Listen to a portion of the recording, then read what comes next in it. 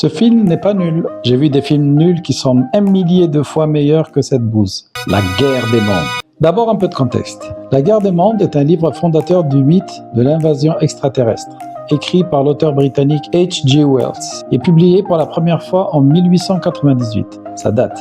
Et qui a été adapté en livre audio, bande dessinée, plusieurs films et séries. En 1938, Orson Welles en fait une émission de radio tellement réaliste, sous forme de bulletin d'information, qu'elle a créé une vague de peur et de confusion dans la population américaine. Et l'adaptation cinématographique la plus remarquée et remarquable est celle de Steven Spielberg en 2005 avec Tom Cruise. Et voici que Amazon Prime Video nous pond une guerre des mondes indigente, sous la forme d'un screen life comme Searching or Unfriended, où l'action se vit à travers les écrans, ordinateur ou téléphone. Mais le défaut de cette farce grotesque ne vient pas du format, car perso j'ai bien aimé Searching. Pour incarner le personnage principal, en fait Scam, pendant tout le film, ils n'ont pas eu meilleure idée qu'un Ice Cube qui déploie toute la palette de ses expressions faciales qui sont au nombre de 2, circonspect ou joyeux. Là où il aurait fallu un acteur avec un air moins paumé et un peu plus de talent. Je vais spoiler sans vergogne. Alors les 2 ou 3 courageux du fond qui veulent regarder ce truc quand même, vous pouvez arrêter là. Ce machin est bourré d'incohérences. Un film minimaliste en somme. Ice Cube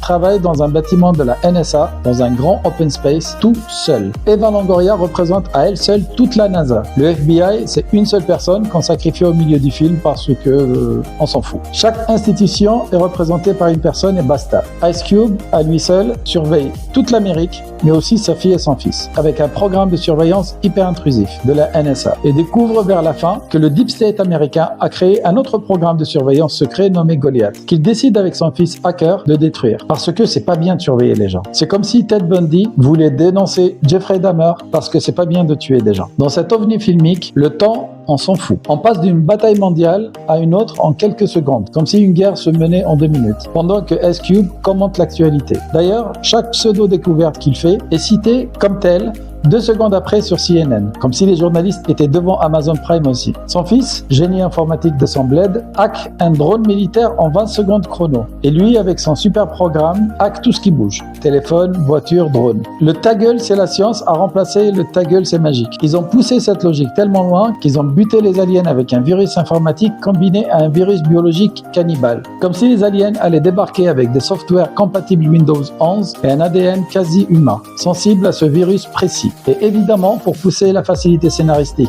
au plus loin, son fils est un génie informatique et sa fille est biologiste, qui préparait par hasard un virus cannibale. Outre la publicité gratuite au programme de surveillance américain que le film compare sans trop de subtilité à un père qui surveille ses enfants, le film est une pub insolente pour l'oncle Sam. Le drone qui porte la clé USB qui sauve le monde est un drone de livraison Amazon. Il sauve sa vie grâce à une Tesla. Et pour la bataille militaire au milieu du film, il fait carrément un listing des armes américaines. Avions de chasse F-35 par ici, bombardier C-35 par là, avion radar AWACS et j'en passe. Et bien sûr, il faut que ça soit efficace. Alors au diable le livre de H.G. Wells où les armes humaines sont inefficaces et où les aliens ont été vaincus juste par un virus qui existe sur Terre. Les armes américaines défoncent les aliens qui ne reprennent la main que quand les aliens bouffent toute la big data des serveurs informatiques. Ah oui, parlons-en de la data. Les aliens siphonnent tous les data centers ou presque au point que les GPS ne fonctionnent plus, les avions de ligne tombent, les armées ne peuvent plus se battre et Facebook disparaît. Mais on n'en est pas à une incohérence près.